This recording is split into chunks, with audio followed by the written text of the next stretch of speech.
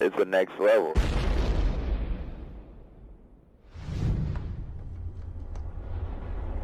Adapt. That's what humans do, isn't it? Our great leg up. We roll. We hack. Knuckle down and change.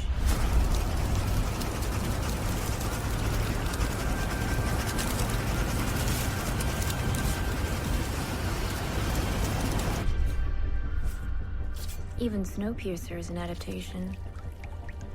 That was classic Wilford. While the world froze and the other mega-rich tried to hole up in bunkers or upload their consciousness, Mr. Wilford dusted off his train set.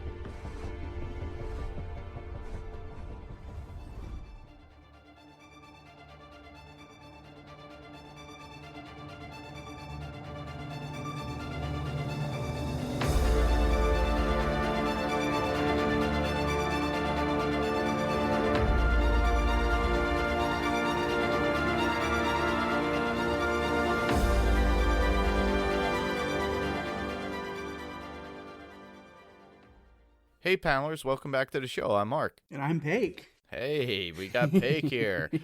Steve is out, listeners. Yes, he's on a vacation with some family, but we do miss him. But we do have some feedback that we're going to be reading tonight. And the first form of feedback we have is for episodes 2 and 3 from Brian Constant. And he says, "Hey, guys, I've really enjoyed watching the first 3 episodes of Snowpiercer and listening to your takes. Thanks for the show recommendation. I had not heard of Snowpiercer before and still have not seen the movie, but I am enjoying the series." And that is awesome. Thanks, Brian. The song from the episode 2, I believe, is actually Say It Ain't So, Joe. And it's actually an old song in reference to Shoeless Joe Jackson and other fallen heroes, including Richard Nixon. I recognized it as soon as I heard it, but here's a Wikipedia link on it for your information. So we'll post that in our notes when we post this episode thread on our Facebook account and our page, as well as on our YouTube. So that way you listeners and viewers could actually, check that if you want. And I think Steve and I actually touched on that too. So thanks, Brian, for doing that. He adds on some things I liked about episode 2. Melanie's quote, "How is everyone's train legs today?"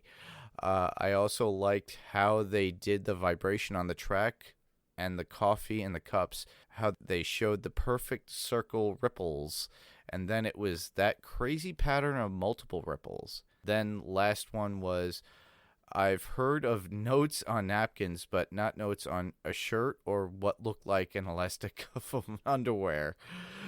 And where exactly does one get a new pair of underwear?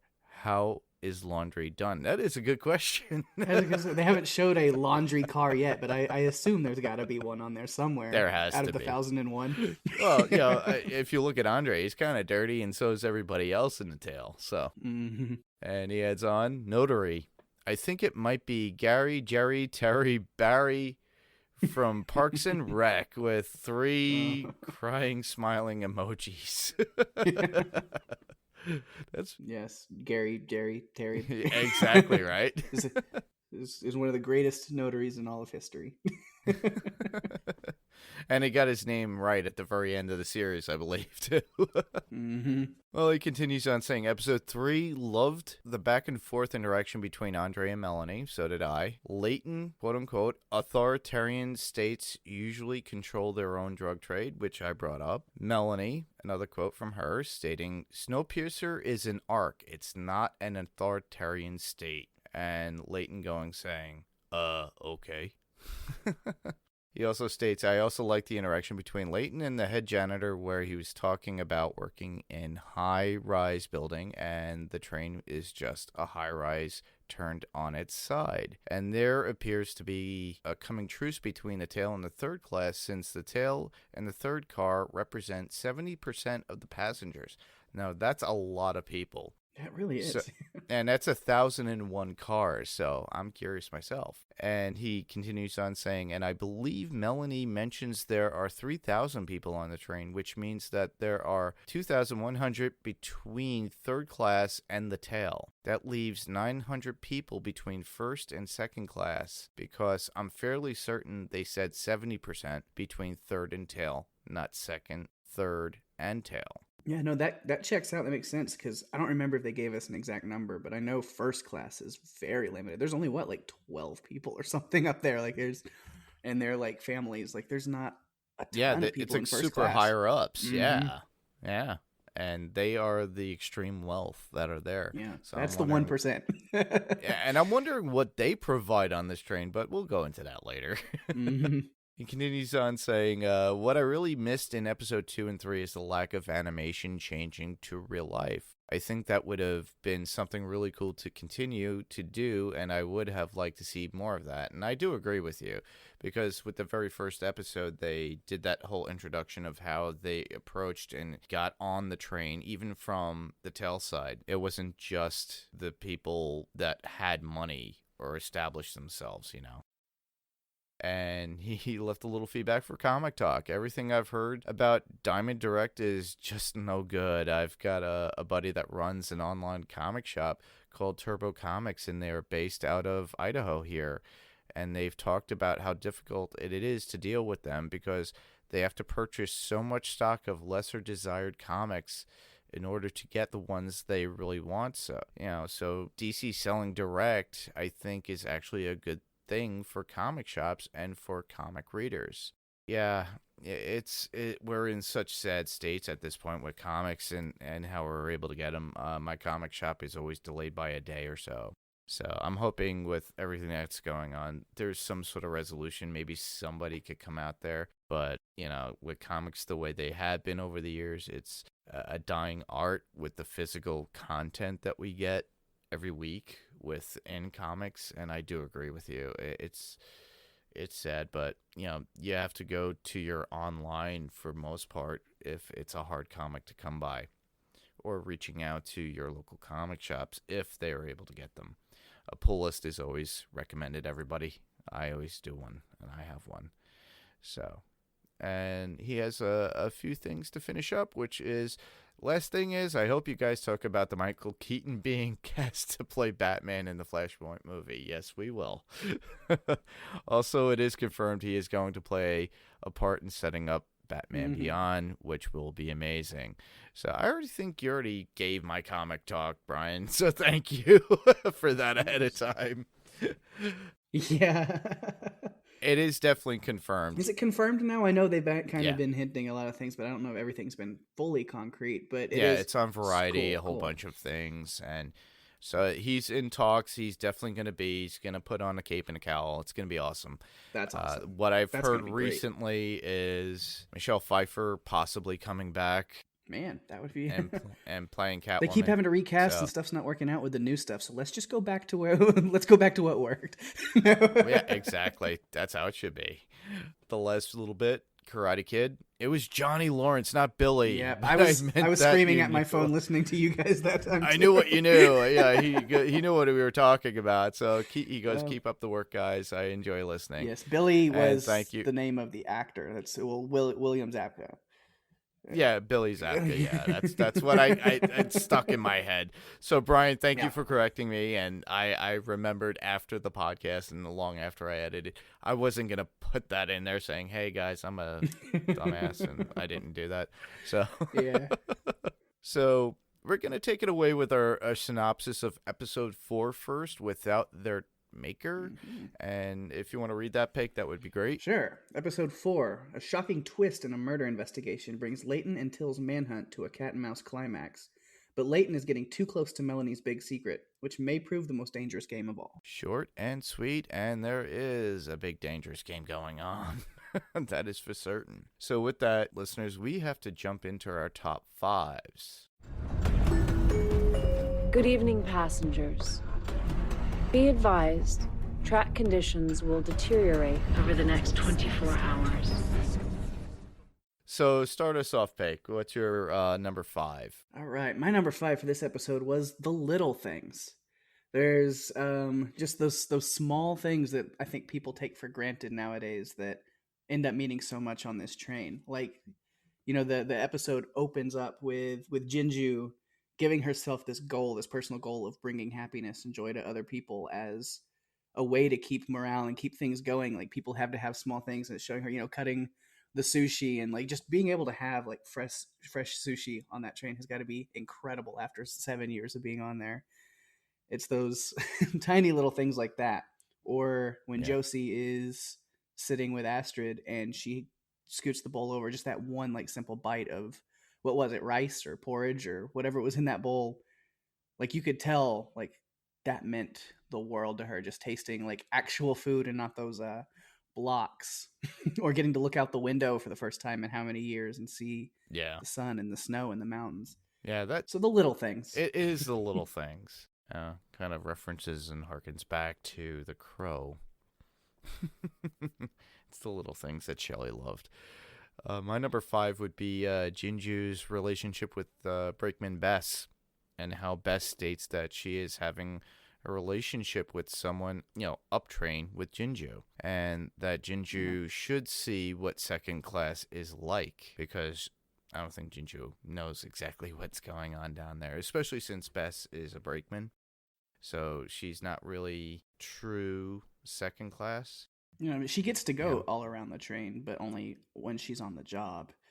But she Yeah, still and lives she a gets to third-class see- life. Yeah, and she gets to see everybody, all the different classes and how they are, but yet she's stuck in second Yeah. class. Yeah. So we're moving to number 4s. All right, my number 4 was Eric and his plan, or lack thereof. I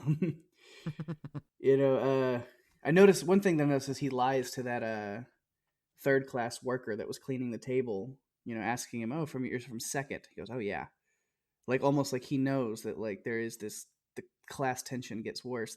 If he's a Yeah, it first, does. if he's a firstie, and and I think, or maybe he was just lying to him because he wasn't sure if they had figured out that he was a first class person that had committed the murder on Nikki, and he was maybe trying to stay a step ahead of them by at least not letting somebody, the brakeman and stuff, know that there was a firstie in third class at the time. But they figured it out.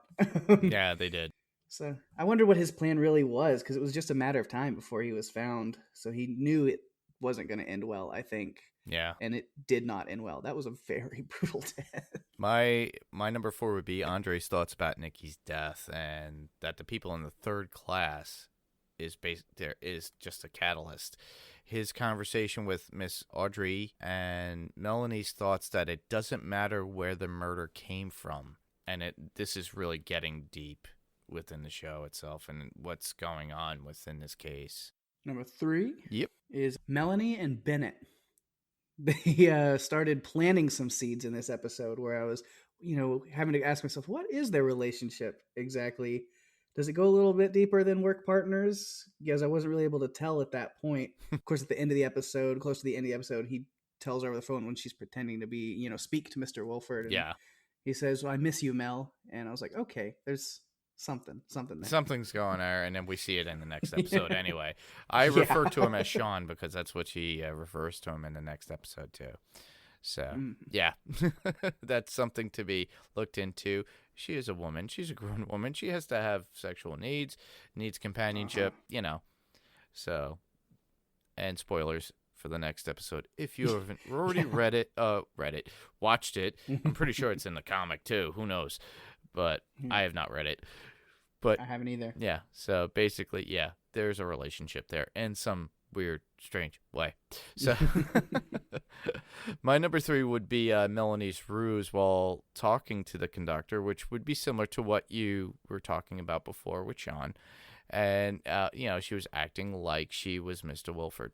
So, it's very manipulative to the guests. I like to call them guests on the train, even though they're classes. But it's like you start to see everything unraveling of the truth of certain characters within this episode, as well as even, the one after this. So as we go further into this train as it's tunneling down this ice track, as it were. We're starting to gather more information about these people, getting a little bit more personal, which is pretty cool. And my number 2 is just how creepy LJ is. Lila Jr. throughout this episode. Just Andre would come up with say these, dark, kind of things, or would hint at, the investigation stuff that he had figured out, and she would just laugh or smile, where you were like, yeah, something's going on. Or when she's playing the music, and I was like, this like seductive dancing and creepiness, like that's not the first time she's done that. Yeah, she's a little bit unsettled. Definitely not all there. She was like obsessed with the whole cannibalism story from The Tale, where she's like, exactly. It's just like, why'd you stop doing that? That makes people scared of you. So, what was she said? I'd eat a guy so people would shit bricks at the thought of me. Yeah, that's a psychopath. Yeah, definitely.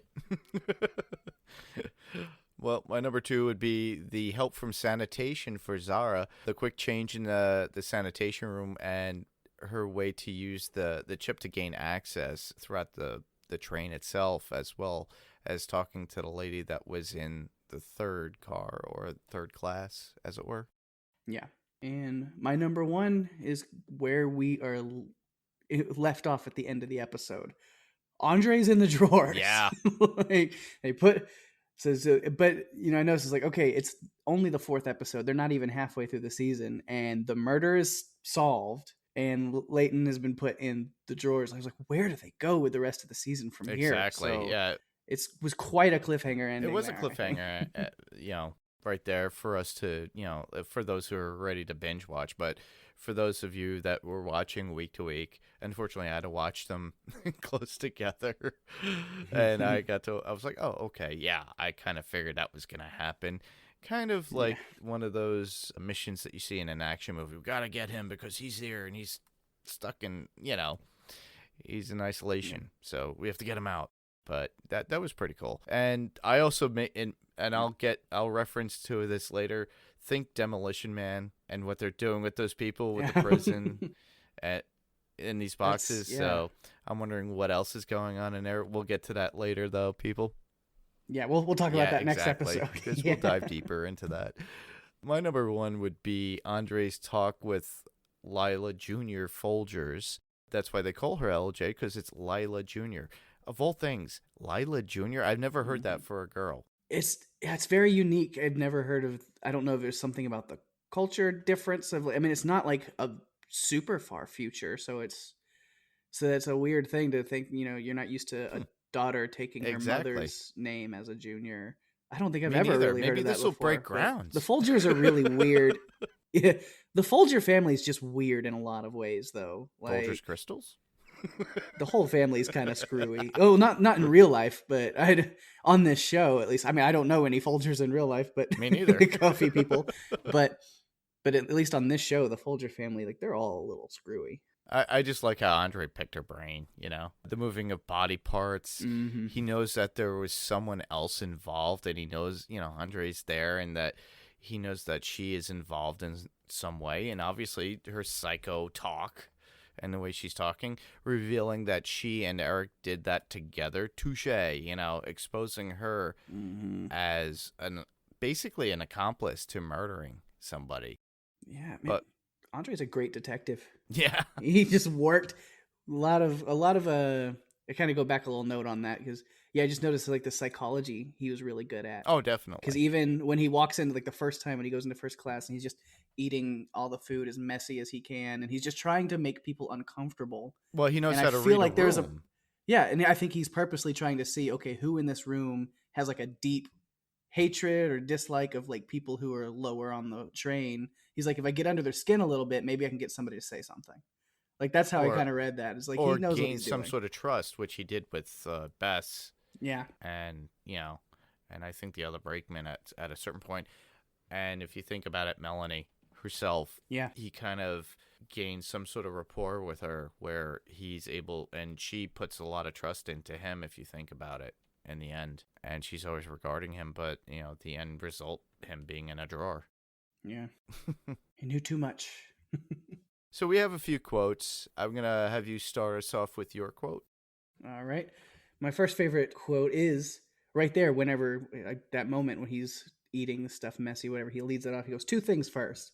I don't give a shit who you are, and somebody up here has got a thing for chopping off third class dicks. To which LJ just immediately laughs at that. Yeah. Well, my quote would be, humans, we adapt and change. And that was very deep from Jinju in the opening scenes, how she talks about adapting and how Mr. Wilford had changed it within his own train. So he just basically made this small world in this train system. And of course, they have to adapt within that. Now, mind you, they can't go anywhere else outside this train, unfortunately. So that's where the systems of classes came to. And I think Mr. Wilford created that. Yeah. All right. Most of my quotes are all kind of Go ahead. things that I found funny, but the next one was when Melanie is talking to Bennett up in the front, and he's kind of has to put on this like front to her pretending to be Wilford, and he goes, "Well, that would piss me right off." Huff, huff, huff. So I like that. And then yeah, I've got one more. You want me to finish up mine, and then I'll go ahead. Finish up yours. I'll do my last two after that. Another one, it's kind of a joint quote between LJ and Andre, where she's telling him about Eric. Says, you know, oh, these records, he brought these records, said they were his dad's. He hates his dad. He was white. And then Andre, looking at what kind of like music in the different albums, he goes, yeah, no shit. That's really cool. I like that. Yeah. Well, I have one. Well, I'll do the two extras. So the first one after yours would be, he does whatever Mr. Wilford wants, and that would be Melanie to the brakeman when Andre states that he has to get to first class. You basically Melanie backing up Andre, and Andre must have some sort of like suspicion about Melanie and her control, because that look and glance that he gave her was just like, huh, what's going on here? Because you don't ever see Mr. Wilford. All you hear is her voice. Everything is coming from Melanie and representation of, well, Mr. Wilford says this. So Mr. Wilford's obviously not present, and there's no video, obviously, on this train. So I guess he didn't set up anything with optics and video and anything to show his presence there. So everything is hearsay. Yeah. And my last one would be, he was born for the freeze. And that, you know, how Lila talks about Eric during Andre's interrogation of her. She knows a lot of what Eric's intentions are, and she's not saying anything. Yeah. That's good. Do you have any additional notes that you had on the episode? Let me see. I've got just a few little things. Like in the beginning of the episode, they mentioned the methane shortage after all those cows had died and how they're going to handle that. And it's just another one of those like little things that you don't really think about, or you take, you know, for granted of like, oh yeah, they would need, you know, to be able to use stuff like that for, maybe that's how they power certain things. Or maybe it's for cooking, you know. Yeah, you have to have an open flame or something. That's what I was thinking, and I'll get into that later and after this episode, because I started thinking a little bit more of what's going on within this train, how they get it to work and what it does. Yeah, they kind of threw a little throwaway line that Melanie went to MIT. And like within that line, because, you know, he says, what are we going to do about the methane? She goes, well, I got an idea. How about goat farts? And he goes, oh, MIT, I see that paid off. And then also, is it just me, or does the Doctor's obsession with, or I don't know if obsession's the right word, maybe just strong connection to the people that are in the drawers seem a little creepy to you? Yeah, it does. Yeah. It's just like, it's a little too invested in these people in the drawers. Yeah. Well, I'm sure we'll figure out why eventually. But yeah, that's all. It's like a mausoleum, that train. Yeah.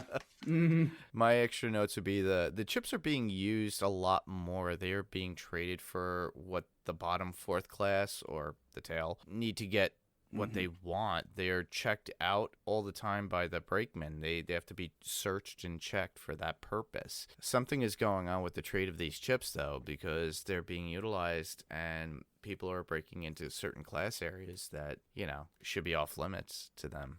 My next note would be, it was nice to find out that the first class people were allowed to have sidearms on Snowpiercer. Yeah, or at least their security. What? I said, or at least their security. I don't know if the security does, but the first class itself, it's like, you know, they got like a 38 there's weapons or up something. there, yeah. Yeah, and they have special privileges for those that are, you know, for those that have all this money, Yeah. because, they paid their way onto this train. But, what's money now? How many cycles later? They're like 7 years in at this point. Money means nothing. It's really what they offer. And eventually it's all status. And I'm curious as to what the first class offer, because as you could tell, the tailies are usually the ones that are working, or even in, third class, they're working to get what they need. Yeah. And I'm curious as to where the bullets come from for the 38 that the bodyguard has. I wonder if they keep the shells and remake the bullets, kind of like in Walking Dead, where, you had Eugene who was making bullets for them, because they have to be scarce at times. And, especially when we saw that assault on the tailies when they were trying to come in, they had guns then too. So where are they getting these bullets from? Yeah. Yeah. It's a good question. That was it for episode 4. And we're going to move on to episode 5. And the synopsis for episode 5, Justice Never Boarded. And the description is, tensions between third class and first class are boiling as Melanie stages the trial of the Snowpiercer killer and makes fateful decision about which side to favor. Bum, bum, bum. And we're going to go right into our top 5s with this one. And my number 5 would be Bess and Ginger's relationship being official now, and Bess's upgrade to second class. And I thought that was pretty cool, but I'm wondering if there's like a conflict of interest there, because she's involved with somebody who's in second class, and plus she's a brakeman. Now, is she going to be discriminated by those that are brakemen in second class that she has to work with now that she is in second class? I think, what was it, third class that she's in? Or She was in third, and then she got moved up to second when she moved she's in with second. Jinju. Yeah. Now, how do you work with those people? Now it's like, oh, you're some hoity-toity person that's just above me.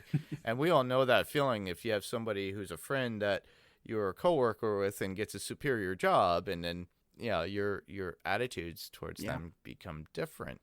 So I'm curious if this happens later on in the episodes to come. All right. My number 5 actually is something separate, but then it ties into what you just said with that relationship. And my number 5 was just Oz himself, Osweiler, the other brakeman, her partner. He's such a dick. He just really is. He is. Talking down to all the 30s, like they are gross children who don't know how to behave themselves in any situation. And he's just such, on his high horse or high chair, he's standing on a chair over them. But then I thought for a moment that Till maybe killed him, and I was like, oh no, that's going to be real bad for her. But then at the end, he's not dead, or at least I don't think so. It looks like he got up and walked away, and I was like, oh good. No, that's not good. That's probably even worse that he's not dead, because he knows everything. She just let Andre out. She just is helping this prisoner basically, and she just started her like new life up in second with Jinju, and now all of that's gonna go to hell because of that situation. I fear. So yep. And my number 4 would be the class distinction between with the tribunal, or within the tribunal itself, within the court proceedings. We are starting to see a form of like a legal part of the train, some sort of structure in justice, in their own justice system. And apparently those from all the different classes are picked to be there as like a jury in some respect. Which not originally. They didn't have the third people. The third weren't Exactly. supposed to be part of that. They wanted it just first and second. And then it was because of what Audrey had said that she managed to petition Melanie into letting a third class person worked out be on this to jury. some degree, but a lot of changes and a lot of things went a little bit up and down and up and down in this episode too regarding that. So my number 4 is, again, I brought it up last on episode 4, but the Folger family and just how kooky they really kind of are. The thing with the eyeball, just that was creepy. No, I didn't. Like, she stabs her father's eye out when she's a kid, and then Obsession now about they it, have this too. weird game that they play with the fake eye, and then the whole family's just creepy, I think. Like, and then Mr. Folger says something, I'll take care of this, and then Lila threatens Melanie, saying, oh, my husband, you don't know it. He's gonna take his connection with LJ, so he's gonna take care of this if you don't do the right thing. what was so if LJ was sentenced, like what were they gonna do? Like Yeah. I don't know. I don't trust them What at power all. do they have really on that train, Yeah. you know? Well, that would lead me to my number 3, which would be Andre's dreams. They are a bit of memories from what I could tell, but a lot of it seems forced. So I'm thinking while he's in the box, because they had the sensors on his head and everything, are they trying to force him to relive certain things? Is he, is this like a Demolition Man thing where they're trying to force him to learn certain things? Or are they trying to record his memories or things that he's gone through, Wow, I didn't even I think don't think about he's that. going to come out of that box. Yeah, exactly, right? Wow, that would be yeah. Yeah, I don't think he's going to come out of the box like Stallone from Demolition Man and knowing how to sew or anything like that. But yeah, but I think it's their way of manipulating, and that is pretty much like an iced prison. They're Yeah. under suspension. Their mind is being pretty much looked at and recorded. So I'm wondering if that's going to come out later on, because what we obviously know what happens in this episode when he gets out. Yeah. So, Man, yeah, that's going to be really interesting to see where that goes. Yeah. All right, my number 3 is Josie just doing what she does. It's back to her quick change performance of a lifetime. This time kind of switching roles with Astrid from third class, letting her, fill in for her. Oh, we look too much like the jackboots don't care. They're not going to recognize that it's not me and you. It's switched in. yeah. In places, which is really risky and clever, but she set herself that goal of, I have to find Andre. I've got to find Leighton, see where he's at, what's going on. Yeah, definitely. And, they eventually do. Yeah. My number 2 would be Lila Jr. on trial, which he brings up, and how Sean was involved with Melanie is all crazed and crazy in that sense, because she brings up Sean's name and not knowing what is really going on, because Melanie's like, what the? You see the reaction on her face at that time. Mm-hmm. Yeah. Well, Sean was the person that was killed originally, that had all of his limbs and everything removed. Yes, yeah. Sean Wise. Yeah, and then they get that information, Yeah. but the look on Melanie's face is crazy. And are these lies, Are these just statements, the truth of what happened, or what was brought up about the victims of, oh God, and their genitalia being cut and everything? That was too yicky to hear from me, It's like, I was like, eek. I'm sorry, don't go there. Don't touch me there. Yeah. Yeah, I wonder, just how much does LJ actually know?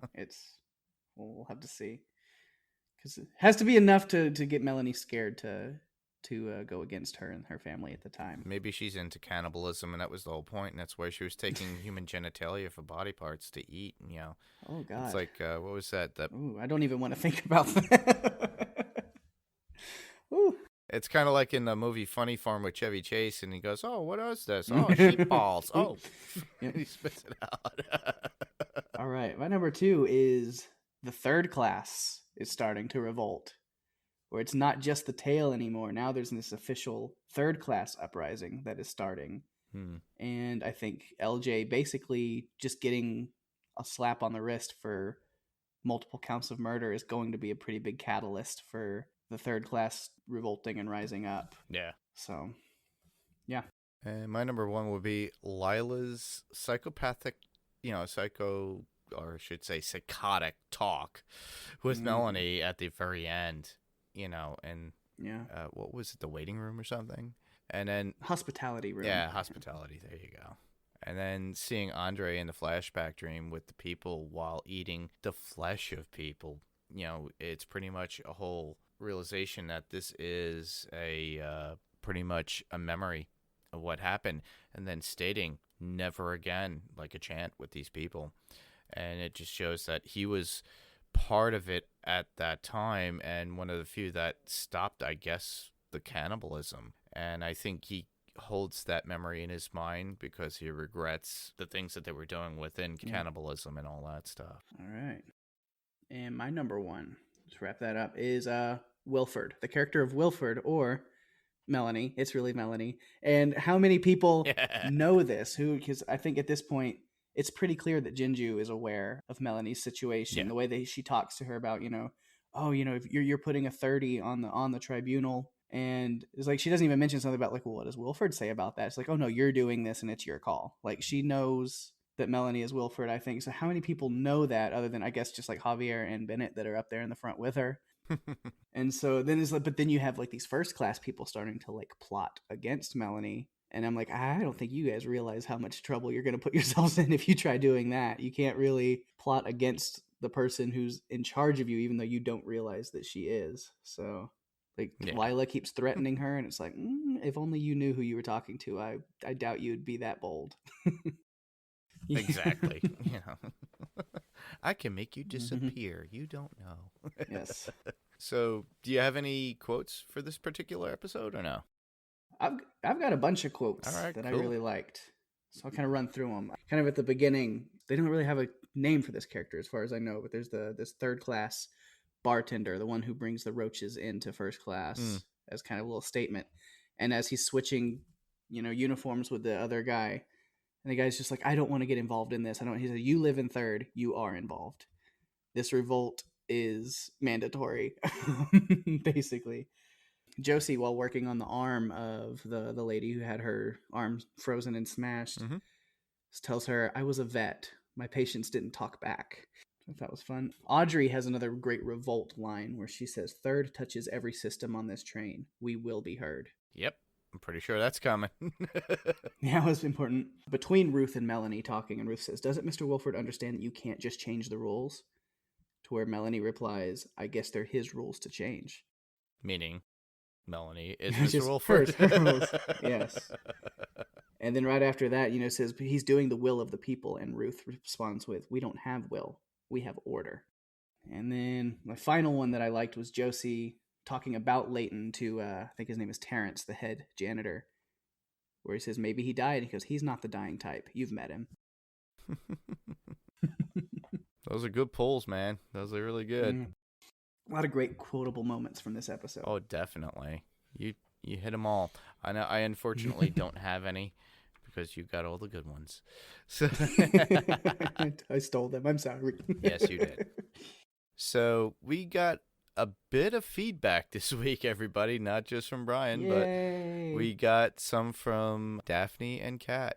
So, Paik, if you would do me the honor of reading Daphne's. Sure. Daphne Backman says, I was really hoping that Nikki would somehow survive, but alas, she did not.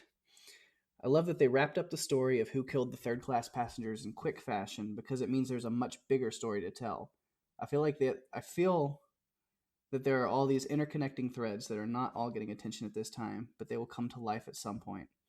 LJ as the killer did not surprise me, as I think something has been off about her since the beginning. Though I think she'll be dormant for now, I think we can expect more debauchery from her later on, if she survives. Melanie continues her attempts to balance the classes while walking a tightrope. There are too many people to keep happy, and no matter the outcome of the trial, one class was going to get pissed. I love the different ways they show us the class differences, including the artwork that leads to the dining hall in the first class. In addition, Bear McCreary does the music for this show, and I love his musical storytelling in The Walking Dead. Yep, he's pretty cool, too. He actually did something recently. Oh, yeah. Kevin Smith tweeted out something. It was a squirrel outside his house. And Bear says, I just fixed this for you, Kevin, and put all this weird Walking Dead style stuff going on outside with the squirrel chasing around. You can see the difference. So if you watch Kevin's video and then you watch Bear's actual, music soundtrack behind it, it makes it more eventful and fun to watch. So keep in mind, listeners, music does make a big difference on TV shows and movies. So, oh yeah. Well, I'll read Kat's, and Kat Kraft says, Hi, Mark, Paik, and Steve, and Absentia. Here's some feedback for you, with a big smiley face. I'm loving Snowpiercer. If a show can reveal plot points and things that I haven't already guessed, I loved it. Then it gives me a certain number of what the fuck moments. I'm all in. I tend to focus on tiny details in the background of the scenes for clues and ideas. In episode 4, at the 3-minute mark, in Melanie's quarters, she has an Erlenmeyer flask, big biology book, a book on Darwin, one with wisdom, quote-unquote, on it, legible on the spine, and prominently displayed book titled The Science of Human Perfection. There were a few hints she went to Harvard and Yale, and a page from a book on the wall that was only clear for a split second. I couldn't read it, but it looked like Latin, maybe. All these gave me an idea, a crazy theory or two, but I think I'll keep them to myself for now. And of course you will, Kat. Of course. I know, because I'm real curious to see where you're going with that. Exactly. I know she's a very well-educated, well-read person, but what's that making you think about her? Exactly. She knows how to manipulate people. Yeah. So with that, we have since Steve's not here, he left us some audio feedback, and we're going to play it right now. Yay. So sit tight, listeners, and here comes Steve. Hey, Mark and Paik, this is Steve. This is for episodes 4 and 5 of Snowpiercer. First off, I want to say thank you so much, Paik, for stepping in for me while I am taking some time off. I will be back. I'm not sure if I'm going to make it back for 6 and 7, but I'll definitely be back for the end of the series. I really, really, really like these episodes. Episode 4, we get the solution to our mystery. We find out, the reason, not really the reason maybe, but we find out who killed these men and kind of why they were killed. We find out that Lila Jr. is kind of psycho. And, of course, then we get that moment at the end when, end of episode 4, where Leighton is shoved into the drawer.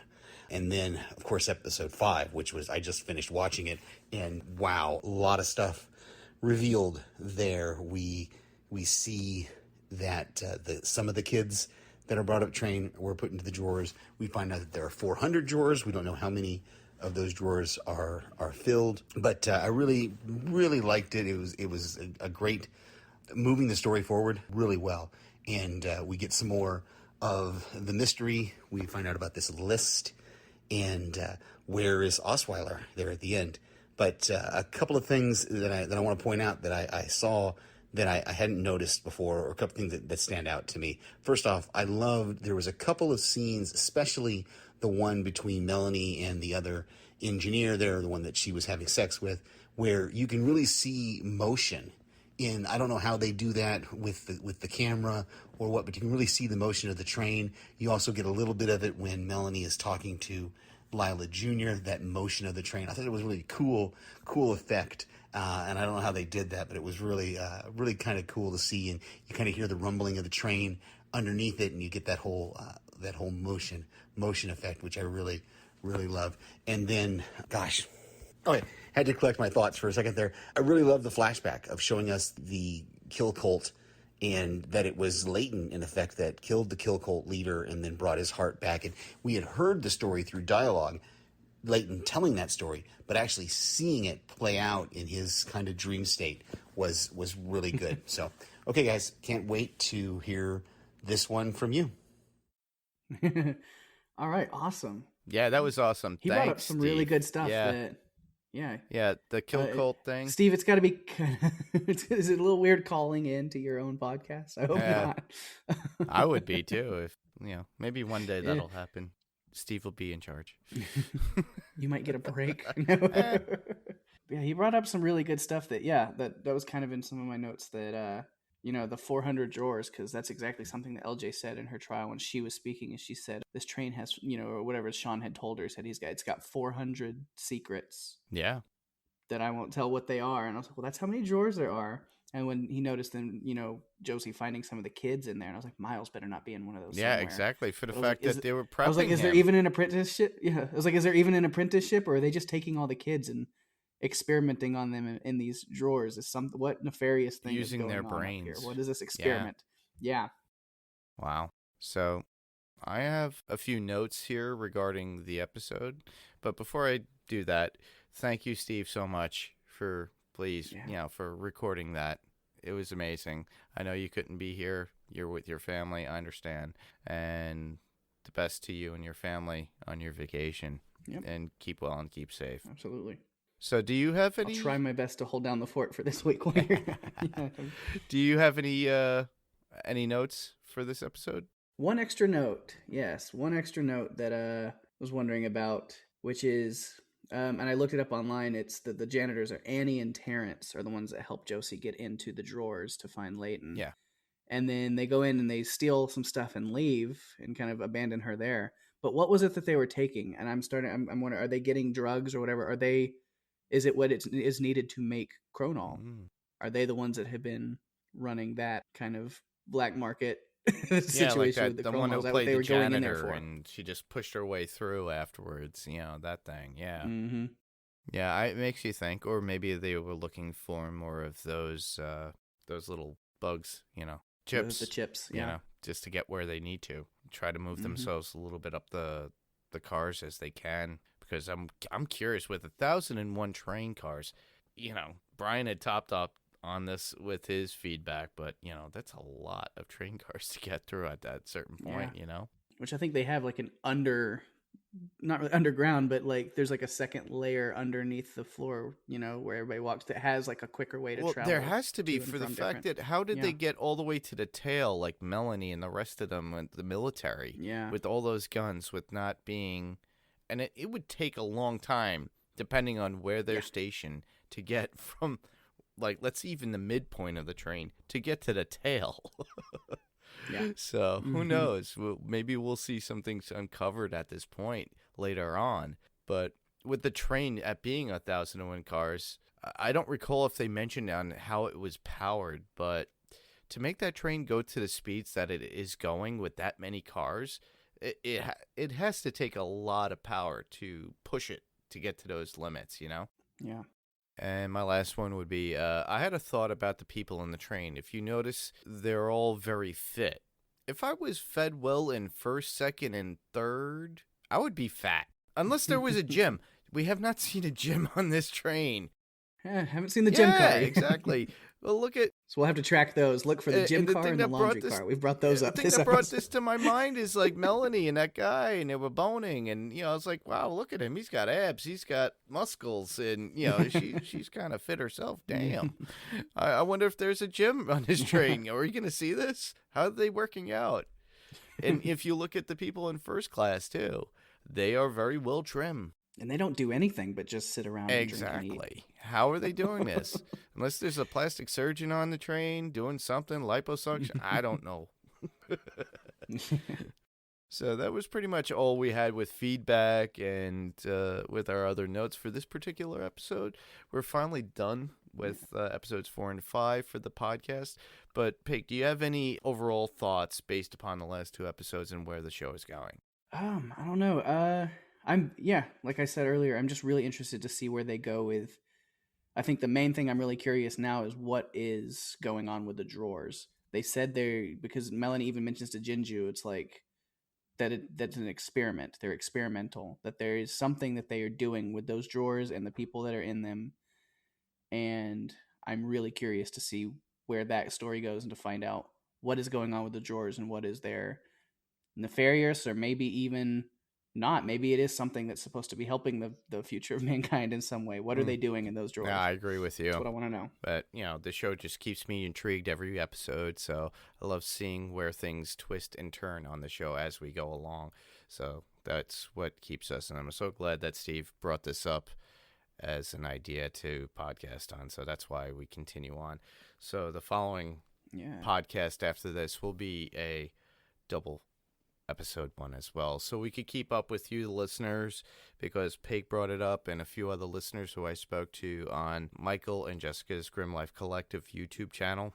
When I was doing a live watch, a few of you guys had messaged me saying, hey, it'd be great if you get caught up, and that way we could actually listen to your podcast after we, watch the most recent episode. So we're trying to do that. We're trying to cater to you guys. So you do 6 and 7 Exactly. next episode, then you'll be caught up at that point. There we go. And that's you what can we're finish planning the on last 3 doing. episodes week to week. So, and on finish the top of season. that, I promised you listeners a 100th episode that we're going to do. A little bit of a hint on that, AMC, CBM. That's all I'm going to give. But there'll be an interview with people. So wait for that. And Brian had already talked about my comic news. He already spoiled it for me with his feedback. So thank you, Brian. Michael It's Keaton. awesome that Yep. I'm glad that there are listeners out there that actually keep up just like I do and love the idea of these comic shows and movies. So, with podcast recommendations, Paik, we basically throw out our friends, people that we do listen to on our spare time. If you have any that you want to offer, please do so now. Yeah. I also do have a little bit of a comic thing. I think you have mentioned it the past couple of weeks, but the Walking Dead special one shot with Negan Lives, supposed to be out July 1st. Yep, you said coming out this week. You said pull lists are important, comic shops are important. I was looking at this today. From what I can tell, there will be no digital version of this comic book. It is available only in shops and stores. So get with your local comic shop if you are interested in The Walking Dead, Negan Lives. Make sure you can get yourself a copy from your local store because it's not going to be available digital. Or try Skybound Direct. Yeah. Because Skybound does offer, so I have not checked the website, people. Get onto Skybound's website and see if it's available for pre-order or purchase. Yeah. So do so. Yeah. And podcast recommendations? Podcast recommendations. First, just personal ones that I like to talk with. I know it's good to just kind of not talk about these things too much, but you can't ignore it completely. So yes, obviously COVID-19 is a thing. It's happening, still going on. So there's a lot of people do kind of tend to have a lot of free time or time at home sometimes, whether it's a good or bad thing for you, but it's time to catch up on a lot of things when you have that time. And so my two favorite podcasts right now are rewatch podcasts with casts from shows. Scrubs and The Office are both doing rewatch. It's Fake Doctors, Real Friends with Zach Braff and Donald Faison, covering each episode of Scrubs and kind of breaking those down with behind-the-scenes stories. And then the same thing, Office Ladies with Angela Kinsey and Jenna Fisher are doing The Office that way. Just going to throw those out because if you don't know about those are really fun if you like those kind of shows, good comedy stuff. But for other podcasts, Strange Indeed, check that out. It's been covering some Black Mirror episodes lately and is doing some other movie stuff. And they're Rima over there is chugging along and doing some really fun stuff. And House Podcastica is, and I know Steve has brought this up the past couple of weeks as well, is doing Cobra Kai right now. Yep. Rima's on that also with Jason and Richard. And seasons 1 and 2 will be making their way to Netflix sometime soon because season 3 has officially landed at Netflix. Awesome. I know there was a bidding war, and I know Steve was talking about that. It is now official. Yep. Netflix has won that bidding war, and Cobra Kai will be making its way there. Don't know exactly when, but it should be soon. Yeah, definitely. And I plan to. Now that I'm a Netflix subscriber, I didn't have YouTube, but I got those episodes and I got to watch them. The first 2 seasons, amazing. But now Netflix, awesome. And as far as what people are saying, they're actually not just ending it at season 3 because originally YouTube saw it as a 3-season show. So Netflix seems to think that there's more seasons involved. So that is a plus on that. Yes, they want to expand the Karate Kid universe and story. So they want to keep that going. Yeah, definitely. My podcast recommendations, well, I've said it before, Steve loves it. Inside of You with Michael Rosenbaum. I highly recommend it because Mike really gets into people's minds and celebrities and sports people and all these people that he knows. So, and with, it's kind of like almost like a self-therapy for him. So I enjoy listening to it because you get to know a lot of the celebrities and these people that you've never met before, and they're being casual and honest. Very much like the next podcast I always listen to, which would be ID10T with Chris Hardwick. I would always recommend him. He has a lot of people on as well, a lot of celebrities, a lot of people of interest. And, of course, we cannot leave out, we have to go back on the Next Level Podcast Another Network. Rewatch, yeah. We're in. So it's their rewatch of Lost. There you go. I had a brain You fart. got lost. Thank you. Not knowing what it was. I got lost and lost. So, yeah. Listen to Ben and Kristen on the Lost rewatch. It's funny how I just mentioned it, too. I got a brain fart.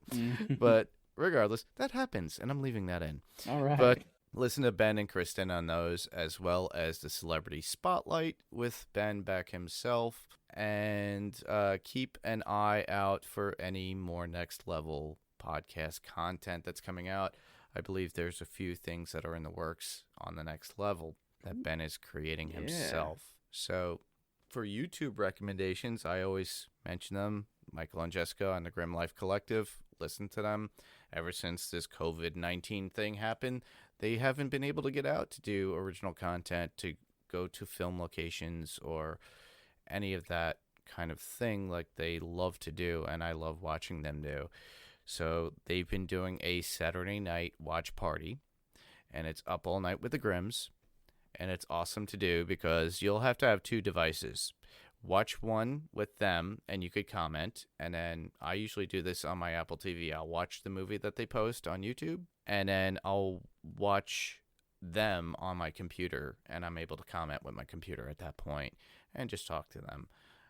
I did not make it through the movie The Stand because they did the whole 6-hour run of that movie all night long, and I couldn't make it through it. So sorry, Michael and Jessica, for that.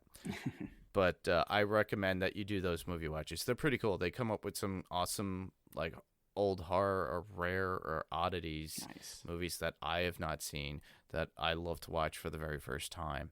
So I recommend them.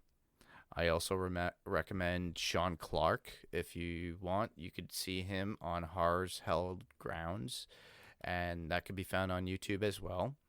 And he visits movie sets of horror films too as well, and he's been reposting his back catalog at this point, so I recommend him.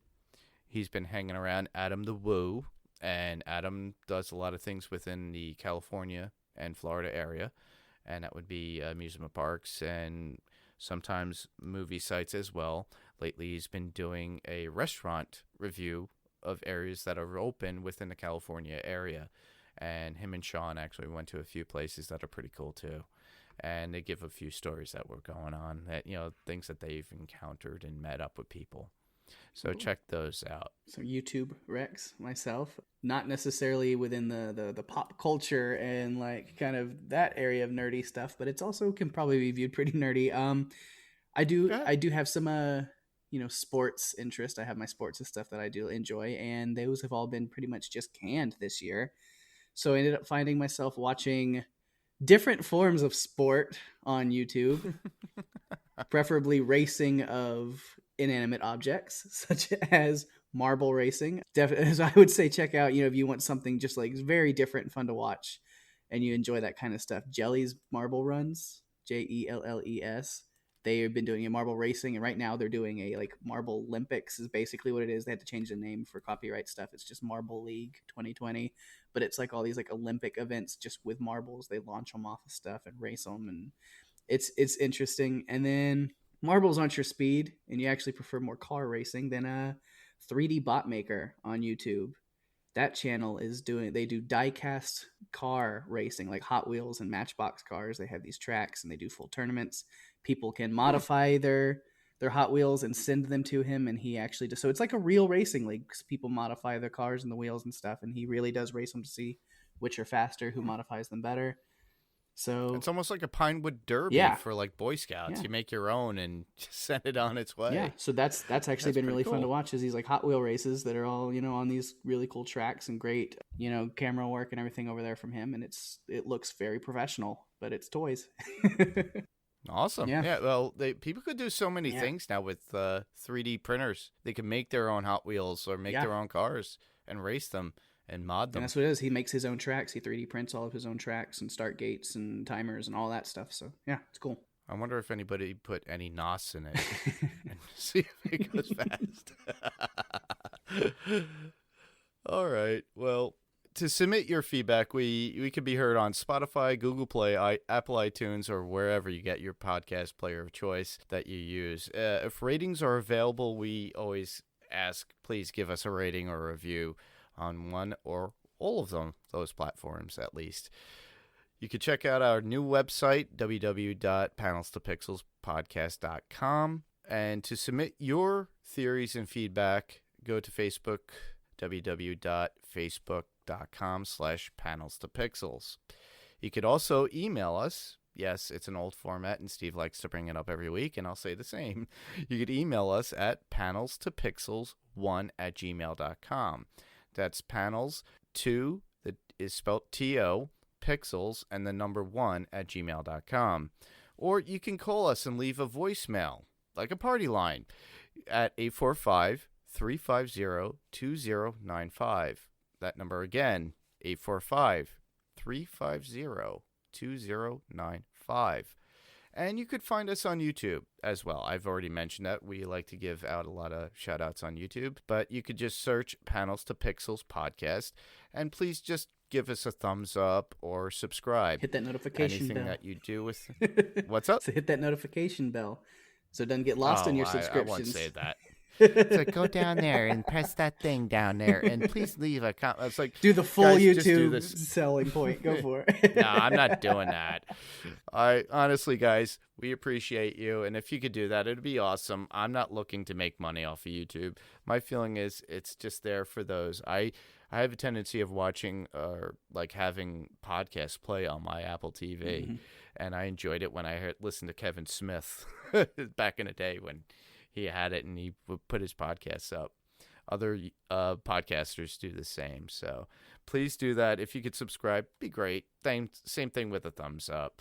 And I've already had received a bunch of comments on YouTube. So thank you guys for following. Thank you guys for making comments. Please, if you do make a comment, leave something about the next episode that you're interested in wanting to talk about. That would be awesome. So, but obviously, you guys could listen to me here on the Next Level Podcast Network. But where can we hear you, Paik?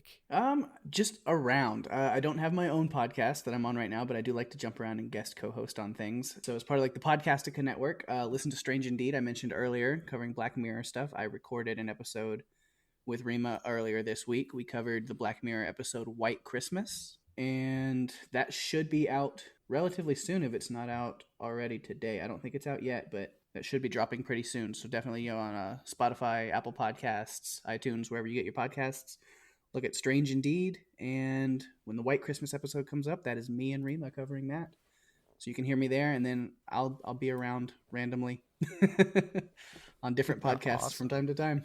Well, we'll have you back on definitely again, Paik, Cool. I and always thank would love you to. for doing this and stepping in. Yeah. So that's our show this evening tonight, everybody. I'm Mark, And I'm Paik. and this was Panels to Pixels, and we'll see you on the next panel. Good night, everybody. Good night.